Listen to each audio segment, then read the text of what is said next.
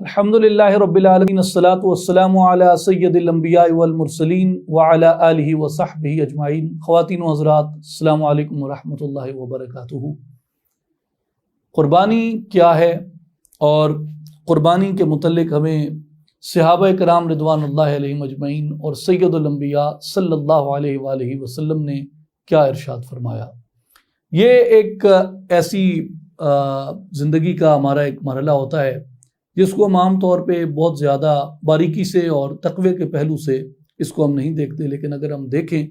تو اس میں ہمارے لیے اللہ تبارک و تعالیٰ نے کئی اسرار اور کئی رموز پنہا کر رکھے ہیں، جن میں سب سے بڑا یہ کہ یہ ہمیں حسن نیت اور تقوی سکھاتا ہے۔ امام طبرانی نے اور امام حیثمی نے سیدنا علی المرتضیٰ شیر خدا رضی اللہ تعالیٰ عنہ کی ایک روایت مبارک بیان فرمائی ہے کہ سیدنا علی المرتضیٰ رضی اللہ تعالیٰ عنہ فرماتے ہیں کہ رسول اللہ صلی اللہ علیہ وآلہ وسلم نے فرمایا، ایھا الناس ضحوا واحتسبوا بدمائھا، اے لوگو قربانی کرو اور قربانی کے خون میں ثواب کی نیت کرو۔ فإن الدم وإن وقع في الأرض فإنه يقع في حرز اللہ عز وجل، کیونکہ قربانی کا خون ہر چند کے زمین پہ گرتا ہے لیکن وہ اللہ جل شانہ کی حفاظت میں ہوتا ہے۔ اسی طرح حدیث پاک کی بہت ہی معتبر کتاب جو سیاہ ستہ میں بھی شامل ہے، سنن ابن ماجہ میں حضرت زید ابن ارقم رضی اللہ تعالیٰ عنہ فرماتے ہیں کہ سیدی رسول اللہ صلی اللہ علیہ وآلہ وسلم کی بارگاہ اقدس میں صحابہ کرام رضوان اللہ علیہم اجمعین نے عرض کی، یا رسول اللہ ما هذه الاضاحی، یا رسول اللہ صلی اللہ علیہ وسلم یہ قربانی کیا ہے؟ قال صلی اللہ علیہ وسلم سنت ابیکم ابراہیم، تو آپ صلی اللہ علیہ وآلہ وسلم نے فرمایا کہ یہ تمہارے باپ سیدنا ابراہیم علیہ السلام کی سنت ہے۔ قالوا فما لنا فیہا یا رسول اللہ صلی اللہ علیہ وسلم، صحابہ کرام نے عرض کیا، یا رسول اللہ صلی اللہ علیہ وسلم اس میں ہمارے لیے کیا رکھا ہے؟ یعنی اس میں اگر ہم قربانی کرتے ہیں تو ہمیں اس کا کیا اجر ملتا ہے یا ہمیں اس کا کیا ثواب ملتا ہے؟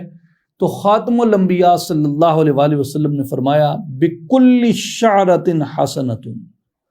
ہر ایک بال کے عوض تمہارے لیے نیکی ہے۔ یعنی جانور کا ایک بال بھی جو ہے جو تم قربان کرتے ہو وہ تمہارے لیے نیکی ہے۔ قالوا فالصوف یا رسول اللہ، صحابہ نے عرض کی، یا رسول اللہ اگر اون بھی ہو تو کیا حکم ہے؟ آپ صلی اللہ علیہ وسلم نے فرمایا، بکل شعرۃ من الصوف حسنۃ، حضور نے فرمایا اون کے ہر بال کے عوض بھی تمہیں ایک نیکی ملے گی۔ اسی طرح امام سخاوی رحمۃ اللہ علیہ نے المقاصد الحسنہ کے اندر سیدنا ابو ہریرہ رضی اللہ تعالیٰ عنہ کی روایت مبارک نقل فرمائی ہے کہ جس کا ایک سادہ سا خلاصہ یہ ہے کہ قربانی کا جانور جو ہے تمہارے لیے پل صراط سے گزرنے کی سواری ہوگا۔ استفرحوا ضحایاکم فانھا مطایاکم علی الصراط، اپنی قربانیوں کے لیے عمدہ جانور تلاش کرو کیونکہ وہ پل صراط پر تمہاری سواریاں ہوں گی۔ استفرحوا ضحایاکم فانھا مطایاکم علی الصراط۔ اسی طرح جو قربانی کے جانور ہیں وہ اچھے تلاش کرنے کا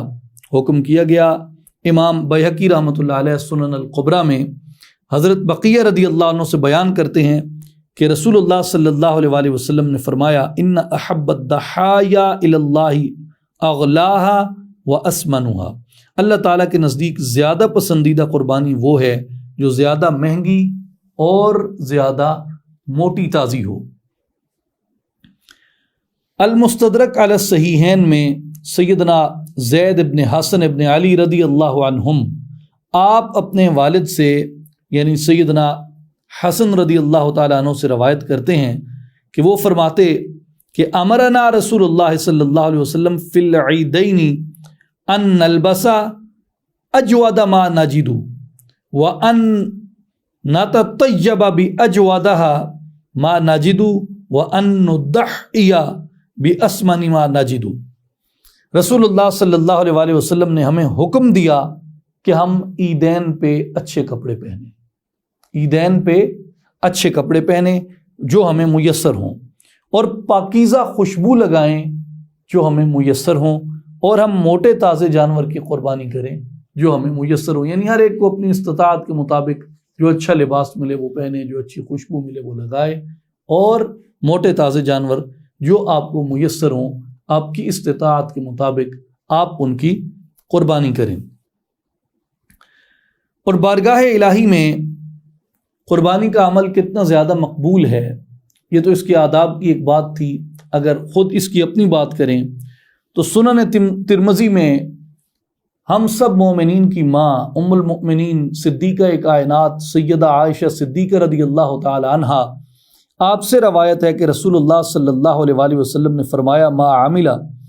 آدمی من عمل یوم النحر احب الی اللہ من احراق الدم، کہ قربانی کے دن اللہ تعالیٰ کے ہاں انسان کا کوئی عمل خون بہانے سے زیادہ پسندیدہ نہیں، یعنی جانور قربان کرنے سے زیادہ پسندیدہ نہیں ہے قربانی والے دن۔ جتنا اللہ تبارک و تعالیٰ کو قربانی کے دن جانور کا جو ذبح کرنا پسند ہے، یہ اتنا کوئی عمل اس دن اللہ تعالیٰ پسند نہیں فرماتا۔ انہا لتأتی یوم القیامت بقرونہا واشعارہا واذلافہا، قربانی کا جانور قیامت کے دن اپنے سینگوں، اپنے بالوں اور اپنے کھروں سمیت آئے گا۔ اور اس سے مراد کیا ہے کہ جس نے حسن نیت سے قربانی کی ہوگی، آداب کو ملحوظ خاطر رکھتے ہوئے قربانی کی ہوگی، جس جانور کو قربان کیا ہوگا وہ جانور اس آدمی کی نیکی کا وہاں پہ شاہد بن کے اور اس کا گواہ بن کے آئے گا کہ یا اللہ اس بندے نے یہ عمل خیر کیا تھا۔ وَإِنَّ الدَّمَ لَيَقَعُ مِنَ اللَّهِ بِمَكَانٍ قَبْلَ أَن يَقَعَ مِنَ الْأَرْضِ، اور بے شک اس کا خون زمین پر بعد میں گرتا ہے، اللہ کے ہاں پہلے قبولیت حاصل کر لیتا ہے۔ یہ سنن ترمذی کی حدیث ہے سیدہ عائشہ صدیقہ رضی اللہ تعالی عنہ کی روایت سے کہ وَإِنَّ الدَّمَ لَيَقَعُ مِنَ اللَّهِ بِمَكَانٍ قَبْلَ أَن يَقَعَ مِنَ الْأَرْضِ، بے شک اس کا خون زمین پر گرنے سے پہلے اللہ تعالیٰ کے ہاں قبولیت حاصل کر لیتا ہے۔ فَطِيبُوا بِهَا نَفْسًا، پس دل کی خوشی کے ساتھ قربانی کیا کرو۔ اسی طرح المستدرک علی الصحیحین کی روایت میں اسی حدیث کے یہ الفاظ وارد ہوئے کہ ما تقرب الی اللہ تعالی یوم النحر بشیء هو احب الی اللہ تعالی من احراق الدم، کہ قربانی کے دن خون بہانے سے بڑھ کر کوئی ایسا عمل نہیں جو اللہ تعالیٰ کی بارگاہ میں قرب کا باعث ہو۔ امام طبرانی رحمۃ اللہ علیہ نے معجم الکبیر میں بیان فرمایا کہ نبی پاک علیہ الصلوۃ والسلام نے فرمایا من دع طیبۃ بها نفسہ محتسبا لأضحیتہ، جس نے خوش دلی سے طالب ثواب ہو کر قربانی کی، کانت لہ حجابا من النار، وہ قربانی کا جانور اس شخص کے اور آتش دوزخ کے درمیان حجاب بن جائے گا۔ جس نے خوش دلی سے قربانی کی، طالب ثواب ہو کر قربانی کی، اس میں کیا بات پنہا ہے؟ اس میں یہ بات پنہا ہے کہ دکھاوے کے لیے نہیں کہ ملک صاحب نے، میاں صاحب نے، چودھری صاحب نے، شیخ صاحب نے جناب 10 بیل گرا دیے، 5 اونٹ گرا دیے، یہ کر دیا، وہ اپنی تعریف کے حصول کے لیے نہیں، اپنے نام و ناموس کے حصول کے لیے نہیں، بلکہ اللہ کی رضا کے لیے، تقوی کے لیے۔ جو مقدمہ ہم نے اس کا پہلا پیش کیا خطبہ جمعہ میں، اس میں بھی یہی بات ساری گفتگو کا مرکز تھا کہ قربانی کی اصل تقوی ہے، اور قربانی بعد میں کی جاتی ہے۔ پہلے قربانی کا جانور مختص کیا جاتا ہے، اور جانور بھی بعد میں مختص کیا جاتا ہے، پہلے قربانی کی نیت کی جاتی ہے۔ تو ابتدا نیت ہے، تو گویا جس نے اچھی نیت کے ساتھ اور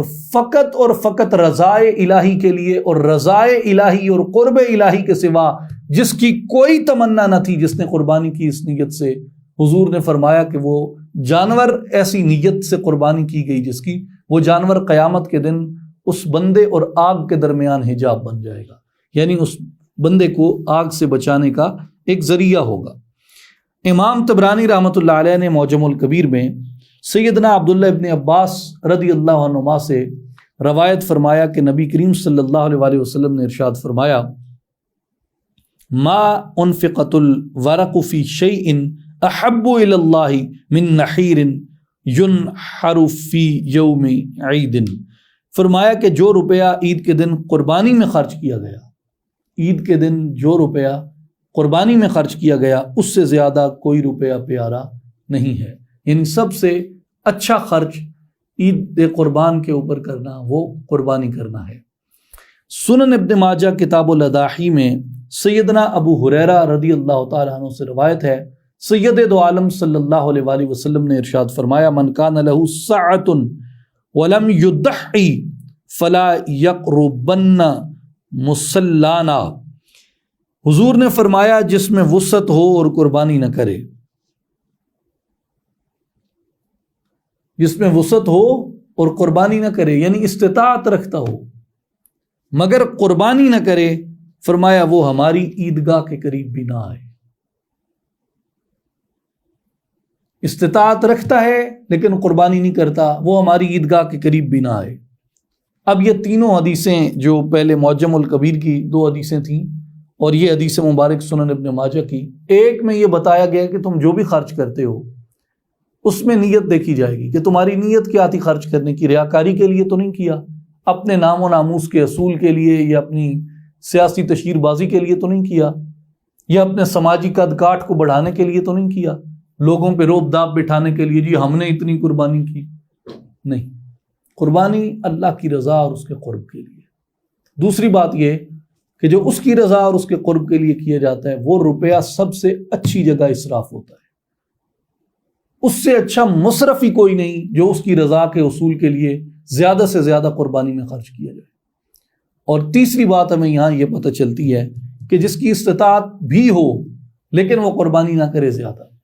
یا قربانی ہی نہ کرے، ظاہر ہے زیادہ تو کرنا پھر مستحب عمل ہے لیکن جتنی لازم ہے وہ تو کرنا لازم ہے۔ تو اس لیے جس کے پاس استطاعت ہو اور استطاعت کے باوجود بھی وہ قربانی نہ کرے تو آقا پاک علیہ الصلوۃ والسلام نے فرمایا کہ پھر وہ ہماری عیدگاہ میں بھی نہ آئے،